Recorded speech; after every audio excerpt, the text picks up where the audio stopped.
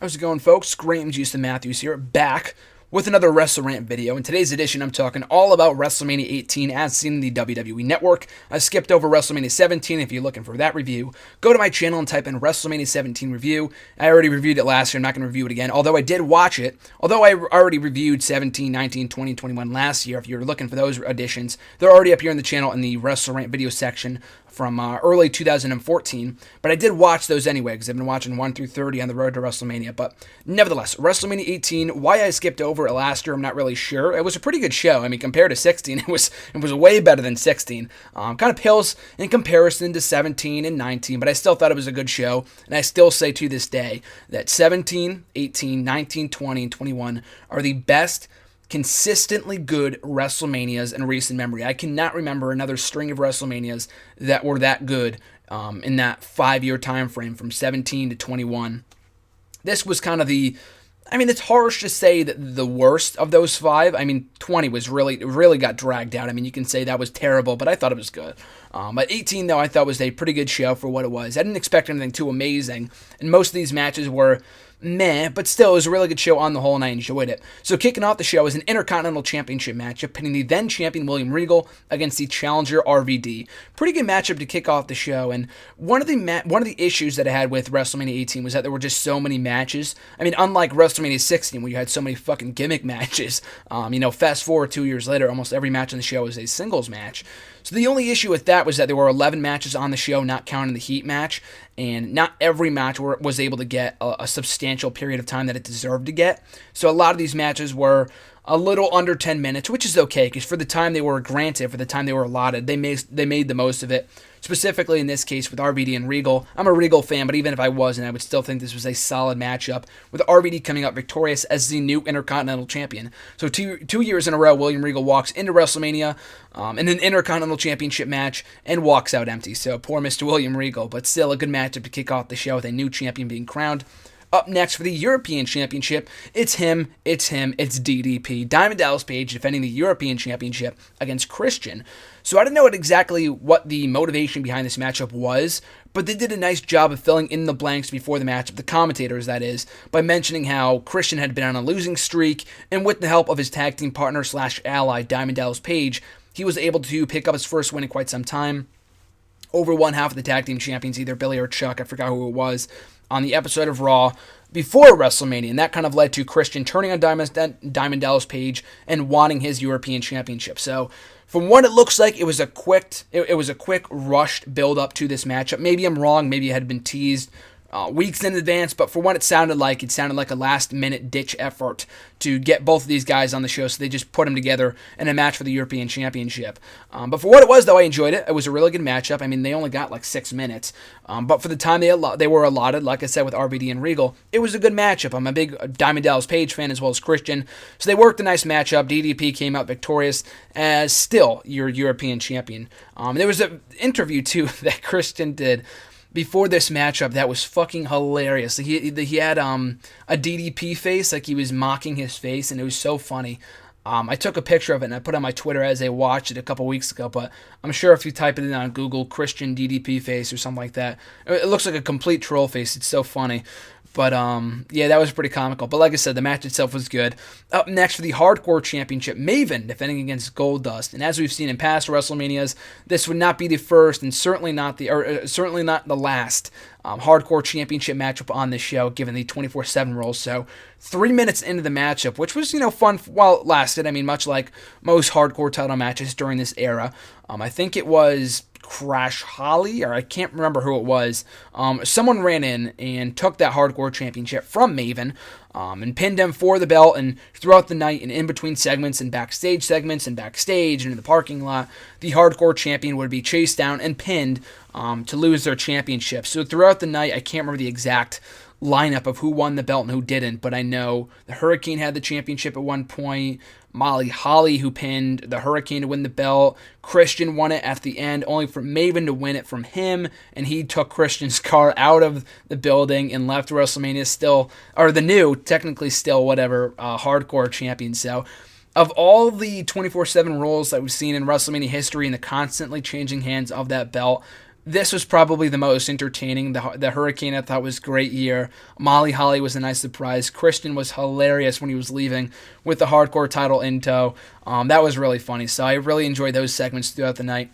Up next, Kurt Angle versus Kane, and kind of a throwaway matchup. They worked a solid matchup, but Kurt Angle came out victorious, but for a guy like Kurt Angle who had been in the championship matchup before, or not before at WrestleMania, but had been in the title picture before, a former multi-time WWE champion, and it felt like a really odd match to put Kurt Angle in bottom line at WrestleMania after having really good matches with Benoit and Jericho in the years prior, working a very odd matchup. It just kind of felt out of place on this show, and I think the original plan, based off what I've read in recent weeks, was to do Kurt Angle versus Sting, of all matches, at WrestleMania 18. I think they were close to signing Sting to a contract to wrestle at WrestleMania 18, so maybe that's what the original plan was, and they just kind of pulled this matchup out of their ass when Sting declined to show up, and of course it would take him over 10 years, over a decade, to finally sign a contract with the company. But when that fell through, they probably put Kurt Angle in just some random match with Kane, which was a shame because I felt like it could have been something more. But for what it was, though, I mean, although it didn't really have any much storyline significance behind it, for what it was, I thought it was a solid matchup. One of the first truly great matches on the show, I thought, was between The Undertaker and Ric Flair. I still say that Undertaker's first truly great match at WrestleMania came the following year, or the previous year, against Triple H.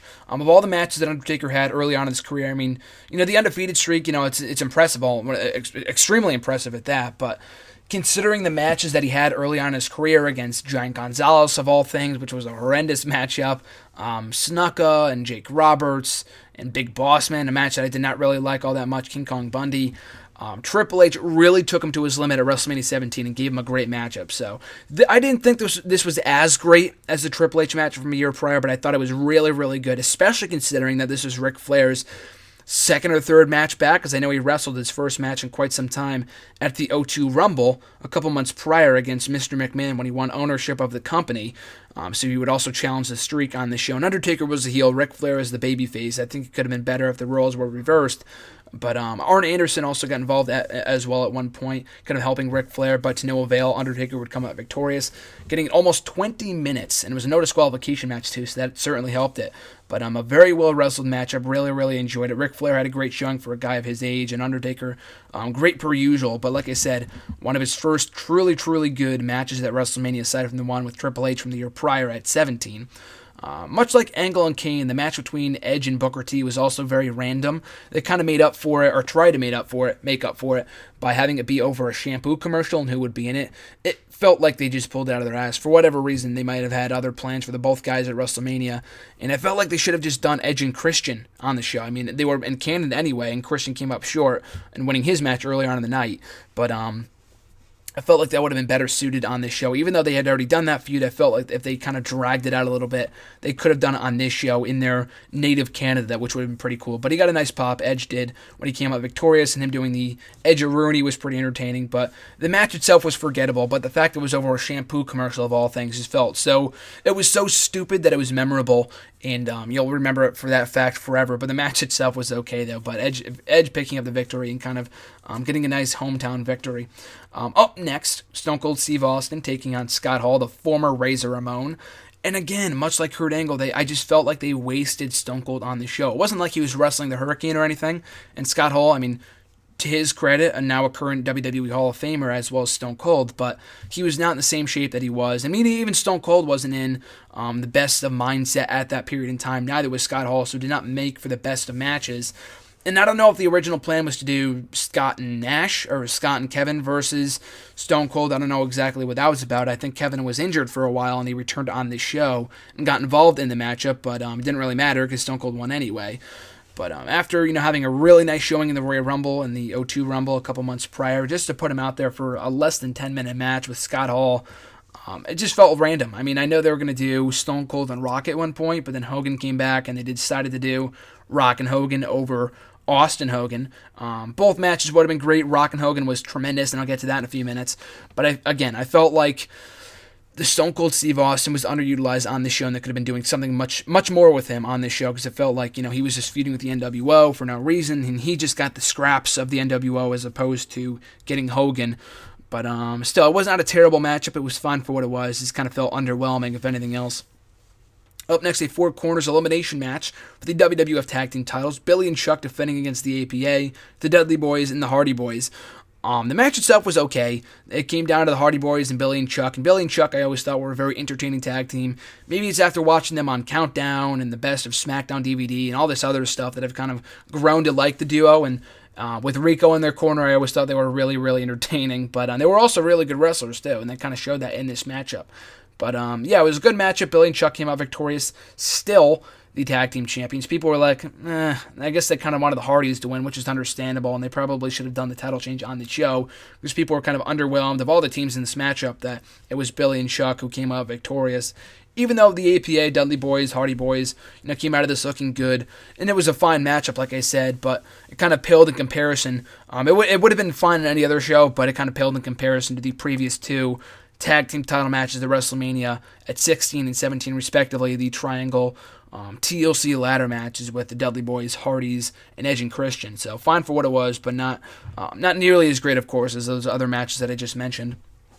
And then we get to the true main event of the evening, in my opinion, between The Rock and Hulk Hogan, or Hollywood Hulk Hogan, as he was known at the time. The Clash of the Icons, the first ever one-on-one meeting between the two, in a tremendous matchup. And I don't mean that from a wrestling standpoint, because of course it was no Michaels versus Hart at WrestleMania 12, but for what it was and the atmosphere of the Canadian crowd, who I thought was fantastic on this show, much like they were at WrestleMania 6, 12 years prior. I thought they absolutely made this matchup, and the chemistry that Rock and Hogan had in terms of, and the crowd connection both guys had, and the crowd was really, really booing Rock here because they loved Hogan, which is really no surprise because this was his first WrestleMania match in maybe well over, not 10 years, I think maybe 9 years since WrestleMania 9. But still, I mean, if you watch it, I think Jericho mentioned this on his podcast, but you watch the match with the volume off, it doesn't really feel all that special because you don't hear the reactions, and the match itself was not like an instant classic. It was not a Matt classic or anything like that, but with the volume up and loud, and you're listening to the reactions that both guys got on this show, it's a phenomenal matchup. It's just absolutely surreal. I think that's what kind of sums it up. Just surreal. Both guys were just so beloved, and in some cases hated, in Rock's case. But still, a great matchup. A lot of reverse finishers towards the end, and Hollywood Hulk Hogan Rock made Rock look really, really strong in defeat. Hogan looked strong in defeat. He made Rock look strong in victory, if that makes any sense. I'm sorry for butchering that.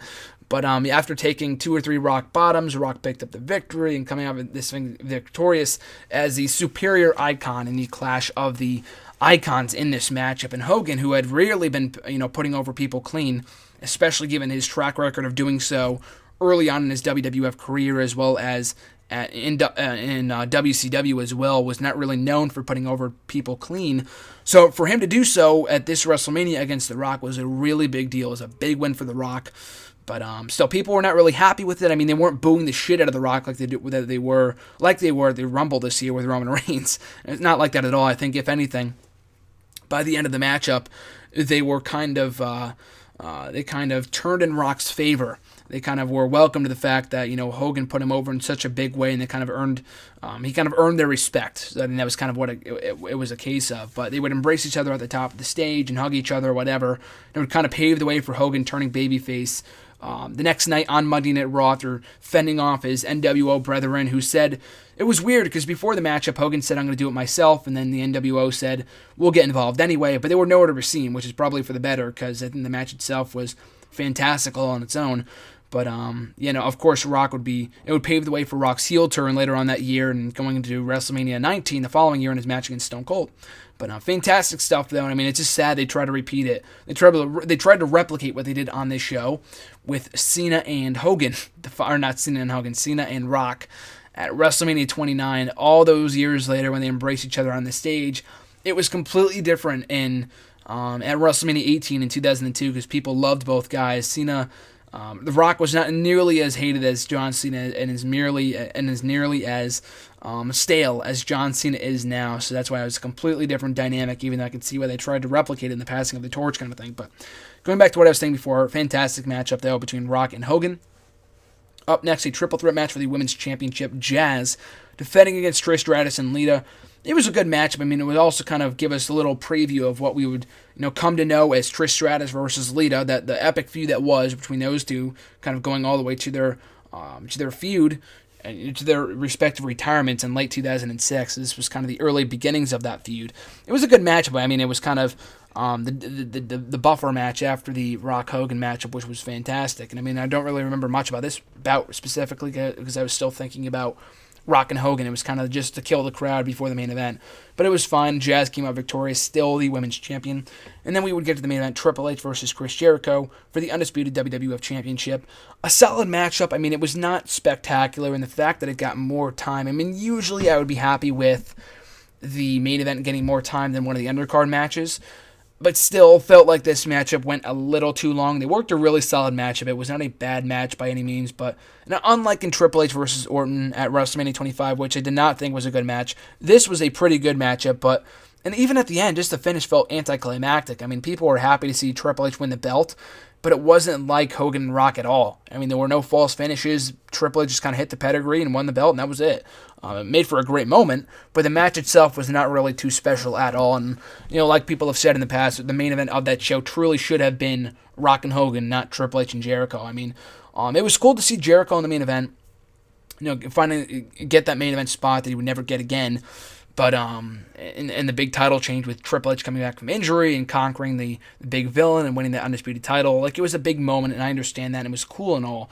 But still, I mean, Jericho in the main event, which was really weird considering all the top stars they had at that time. And no, nothing against Jericho. I mean, like I said before, it was cool that he was in the main event. But you consider who was on the roster at that time between Hogan and Rock and Stone Cold and The Undertaker and Kurt Angle and all these other people.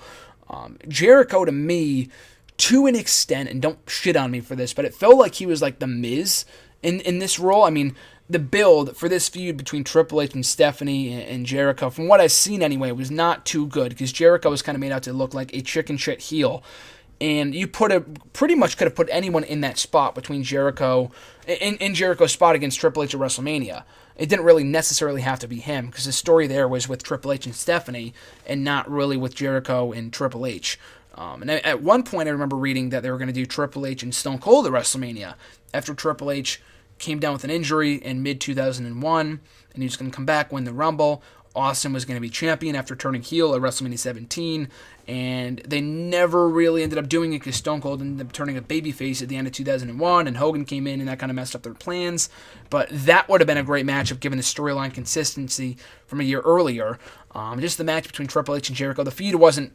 I mean, like I said, you could have put anyone in Jericho's spot. It could have been anybody and would not really have mattered, much like with Cena and Miz at WrestleMania 27. This was a much better wrestle matchup, of course, but that's just something I noticed. That's why I kind of made it anticlimactic, in my opinion. Still a really good matchup, enjoyed it, but just not nearly as great as the Rock Hogan match from earlier. So that is my review of WrestleMania 18. On the whole, I thought it was a pretty good show.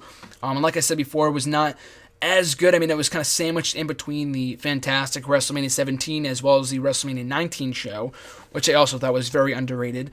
But still, though, I mean, it was a lot better than WrestleMania 16. I mean, I'll say that. It was an enjoyable show early on. And the main events were really, really good. Jericho and Triple H working a pretty good matchup in the main event. Rock and Hogan having the match of the night by far, and the sole matchup. I mean, if there's any one matchup from this WrestleMania you should watch, it is absolutely Rock and Hogan. Undertaker and Ric Flair having a really good matchup as well. The undercard was pretty solid, and the Canadian crowd was very electric, made for an electric atmosphere throughout the night, so that was pretty enjoyable as well. So, pretty good WrestleMania. I'd recommend watching it. I thought it was pretty good. Maybe I'm just biased because I love the year of 2002 and the entire Ruthless Aggression era. I thought it was just very underrated in my opinion and made for some of the best wrestling in WWE history, and that was kind of evident on this show and kind of kicking that era off. But in the meantime, in between time, folks, before I come back with my review of WrestleMania 22 on Tuesday, you can go back and check out my reviews of 19, 20, and 21 right here on the channel. I already reviewed them. They're already on here from last year if you want to check them out. Just go to my YouTube channel, just click on my name, Graham Jason Matthews, and type in the search bar WrestleMania 19 review, 20 review, 21, whatever. They are all in the WrestleRant video series if you want to check out those shows, which were all great, so I would highly recommend you go back and watch those reviews from last year before you check out my review of WrestleMania 22 on Tuesday right here on the channel. So, of course, folks, make sure to show your support. It's always appreciated by liking, commenting, sharing, and subscribing. It means a lot to me. Make sure to find me on Facebook at Graham Jason Matthews, on Twitter at WrestleRant. And like I said before, I'll be back on Tuesday with my review of WrestleMania 22. Have a great weekend, folks, and I'll catch you guys then.